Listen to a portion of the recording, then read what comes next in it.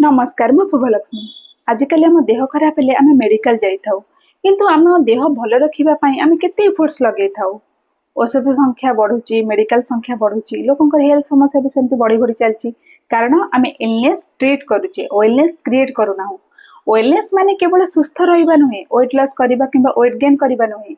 Wellness माने सुस्थ रहिबा, सठिक खाद्य खाइबा, नियमित एक्सरसाइज करिबा, हमर पॉजिटिव माइंडसेट रखिबा, गुड बिहेवियर, मेडिटेशन, ए सब जिंस होउची वेलनेस।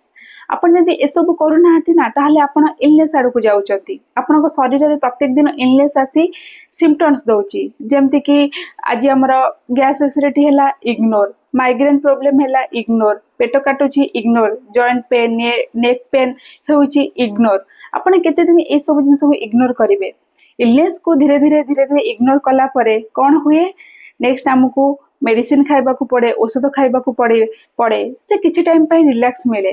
तापरे ए सब जिंस सब दिन पय भलो हुए कि भलो हुए नै, कारण आपण एपंत वेलनेस को आपणै नाहाती।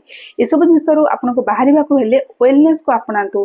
प्रत्येक दिन एक्सरसाइज करंतु, कंसिस्टेंसी सह गोटे काम रे रुहंतु, सक्सेस सियर मिलिबो। मु भी आज गुड रिजल्ट पाइछि कारण मु वेलनेस को आपणैछि, वेलनेस सहित अछि, तेणु बेटर रिजल्ट पाइछि।